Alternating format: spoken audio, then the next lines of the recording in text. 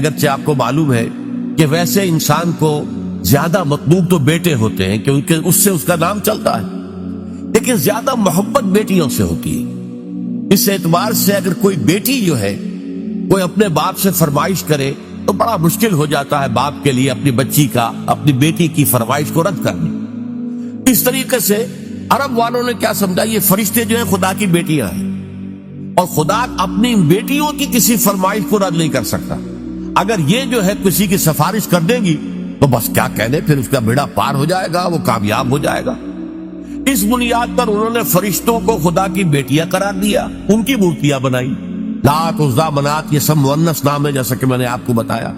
اور صاف انہوں نے کہا وَمَا نَعْبُدُهُمْ إِلَّا لِيُقَرِّبُونَا إِلَى اللَّهِ زُلْفَىٰ، ہم جو ان کو پوجتے ہیں وہ اس لیے کہ یہ ہمیں اللہ سے قریب تر کر دیں۔ اور یہ بھی کہا گیا کہ هؤلاء شفعاؤنا عند اللہ، یہ اللہ کے ہاں ہمارے شفیع ہوں گے۔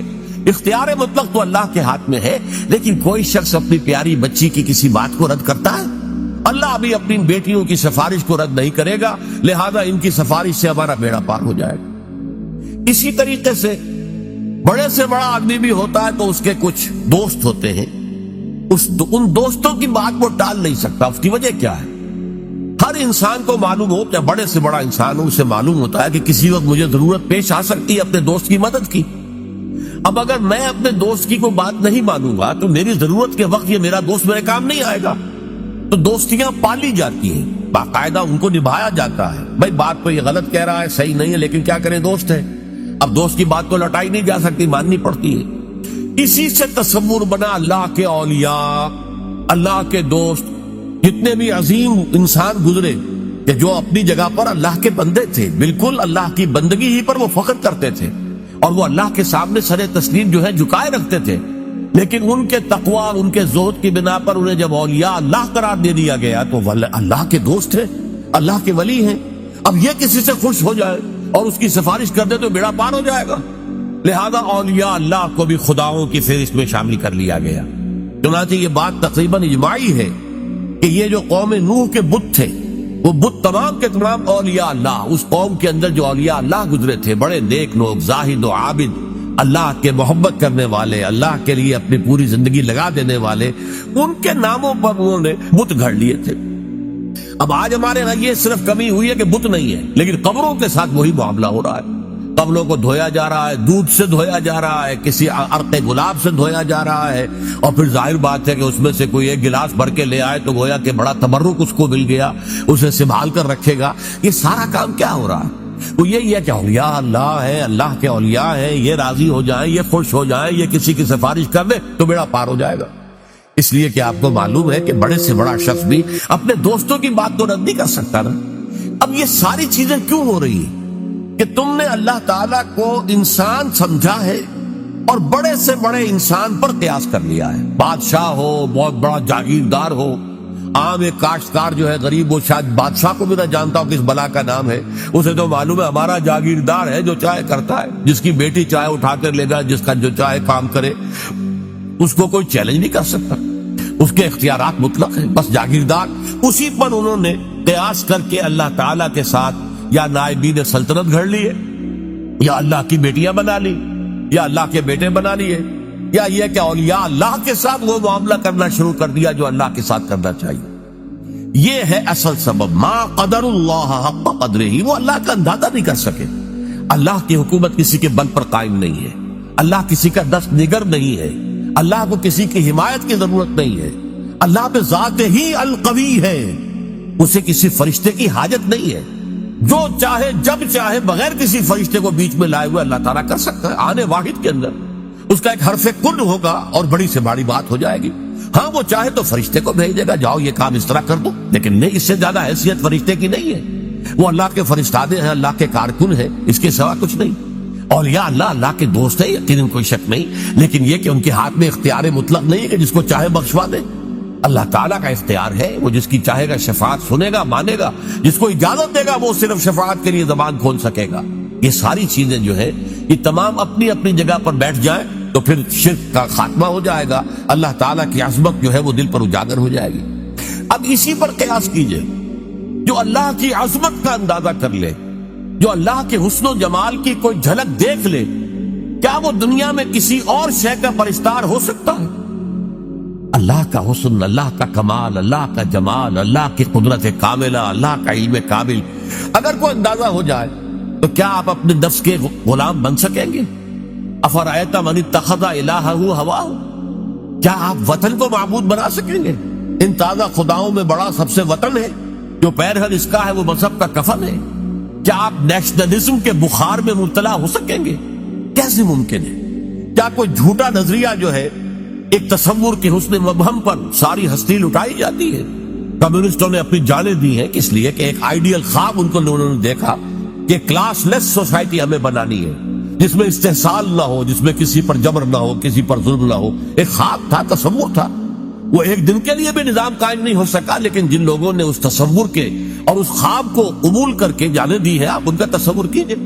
ایک تصور کے حسن مبہم پر ساری ہستی لٹائی جاتی ہے، ساری ہستی لٹا دی، لوگوں نے جانیں دے دی۔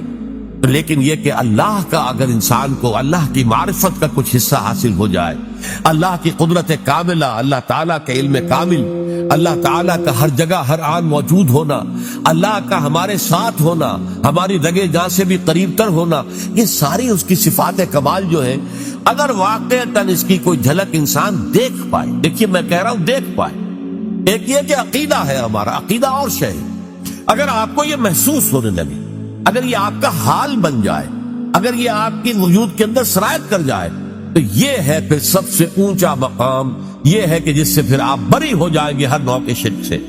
کیا فرشتے اور کیا اولیاء اللہ اور کیا انبیاء اور رسول، انبیاء اور رسول بھی اللہ تعالیٰ کے کام کے اوپر معمور ہے، وہ تو کامتے رہتے تھے کہیں ہم سے کمی نہ ہو جائے، کہیں ایسا نہ ہو کہ ہماری طرف سے تو کوتاہی نہیں ہو رہی، کہیں اللہ تعالیٰ کے ہاں ہم نہ پکڑے جائیں کہ یہ لوگ ایمان اس لیے نہیں لا رہے کہ شاید ہماری طرف سے تبلیغ اور دعوت میں کوئی کمی ہو رہی ہو۔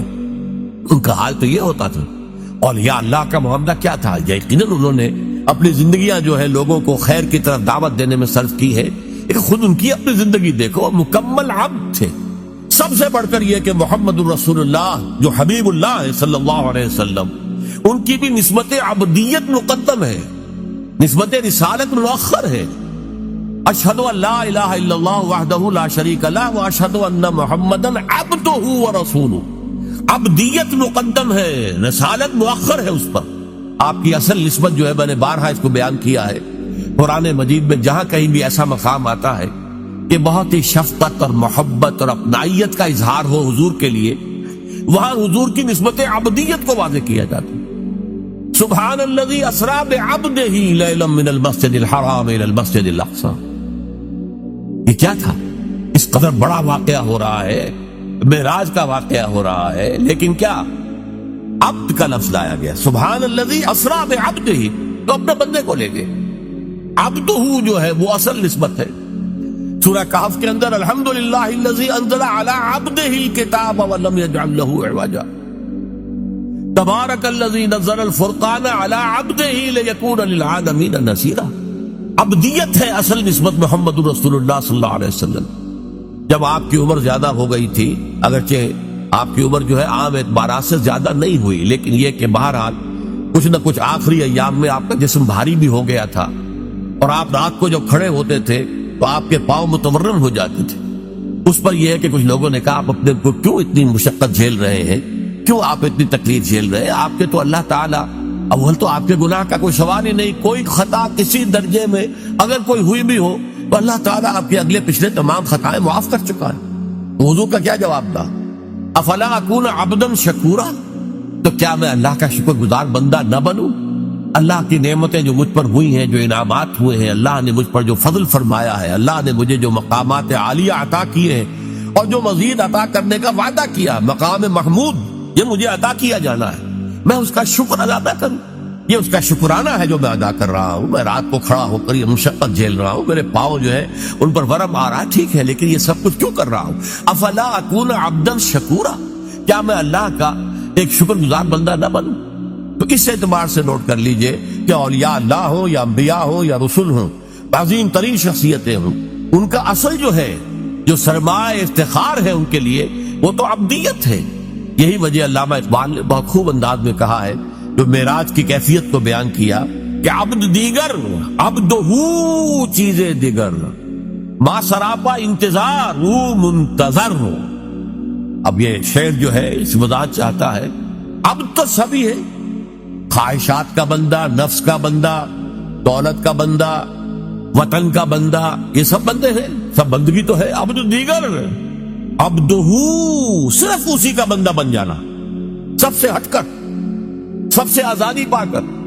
یہ ایک سجدہ جسے تو گراں سمجھتا ہے 1000 سجدوں سے دیتا ہے آدمی کو نجات. وہ عبدہو جو صرف اللہ کا بندہ بن چکا ہو. عبدہو چیزیں دیگر، یہ شیء اور ہے. ما سراپا انتظار او منتظر. ہم تو ہمیشہ انتظار میں رہتے کہ کبھی اللہ کی کوئی تجلی، کوئی کرن جو ہے وہ ہم میں بھی نصیب ہو جائے. اور ان کا انتظار کیا جا رہا تھا شب معراج میں، ان کے استقبال کی تیاریاں ہو رہی تھی. ہم منتظر ہیں، وہ منتظر تھے. ما سراپا انتظار، منتظر عربی میں معنی ہوں گے انتظار کرنے والا، اور منتظر مفعول ہے جس کا انتظار کیا جا رہا ہو. وہ منتظر، ان کا تو انتظار ہو رہا تھا، استقبال کی تیاریاں ہو رہی تھی. تو اس چیز کو ذہن میں رکھیے کہ یہ زمین و آسمان کا فرق ہو جاتا ہے جب انسان صرف اس کا بندہ بن جائے. اور صرف اس کا بندہ کب بنے گا؟ جبکہ حقیقتاً لا مطلوب الا اللہ، لا مقصود الا اللہ، لا محبوب الا اللہ. کوئی درمیانی مقاصد ہو سکتے ہیں، آخری مقصد اللہ. چھوٹی محبتیں ہو سکتی ہیں، اولاد سے بھی کرو، بیویوں سے کرو، بیویاں شوہروں سے کرے، اپنے وطن سے بھی کرو، لیکن یہ کہ سب محبتیں جو ہے وہ ایک محبت کے تابع ہو جائیں، اللہ کی محبت کے تابع. یہ ہے لا محبوب الا اللہ. محبوب حقیقی، محبوب مطلق اللہ کے سوا کوئی نہیں. مطلوب حقیقی، مطلوب مطلق اللہ کے سوا کوئی نہیں. مقصود حقیقی، مقصود مطلق اللہ کے سوا کوئی نہیں. اور اگر انسان اللہ کو چھوڑ کر کسی اور شے کو اپنا مقصود اور آدرش اور آئیڈیل اور نصب العین بناتا ہے تو کیوں بناتا ہے؟ اس لیے کہ اس کا ذہن وہاں تک پہنچا ہی نہیں. اس کے بازو میں اتنی طاقت نہیں تھی کہ اپنے کمند کو پوری اونچائی تک پہنچا سکتا. یلدا بکمند داور ہمت مردانہ، یہ ہمت مردانہ نہیں تھی کہ وہ جو ہے مطلوبیت اور مقصودیت اور محبوبیت کی کمند جو ہے وہ جا کر اللہ تعالیٰ کی ذات کے ساتھ چپک جائے. درمیان ہی میں کہیں اٹک گئی ہے، کہیں اپنے نفس کو معبود بنا لیا ہے، محبوب بنا لیا ہے، مقصود بنا لیا ہے، مطلوب بنا لیا ہے، کہیں وطن کو بنا لیا ہے، کہیں قوم کو بنا لیا ہے، کہیں کسی نظریے کو بنا لیا ہے، نظام کو بنا لیا ہے، انسانیت کو بنا لیا ہے. یہ سب جو ہے در حقیقت کیوں ہے کہ ما قدر اللہ حق قدرہ، وہ اللہ کا اندازہ نہ کر پائے، اس کے کمال و جمال کا، اس کے حسن کا، اس کی صفات کمال کا اندازہ نہیں کر پائے. دیکھیے قدر جو ہے عربی زبان میں، اس کا اردو میں ترجمہ کریں گے بلکہ انگریزی میں ویلیو، اور جب یہ ورب کے طور پر آئے گا ٹو ایویلیویٹ، ہر شے کی آپ ایک قدر و قیمت کا تعین کرتے ہیں. یہاں یہ ورب کے طور پر آیا، قدر ویلیو ہے، اور قدر جب آیا قدر یقدر، اس کے معنی کیا ہے؟ To evaluate. تو یہ اللہ کا اندازہ نہ کر سکے، اللہ کے صفات و ذات کی کوئی جھلک جو ہے صحیح معنی میں دیکھ نہ سکے، اس لیے ان کی کمند کہیں درمیان میں اٹک کر رہ گئی ہے. ان کا مقصود و مطلوب ذات باری تعالیٰ کے سوا کچھ اور بن گیا ہے. اللہ تعالیٰ ہمیں حقیقی معنی میں موحد، توحید پرست ہونے کی توفیق عطا فرمائے.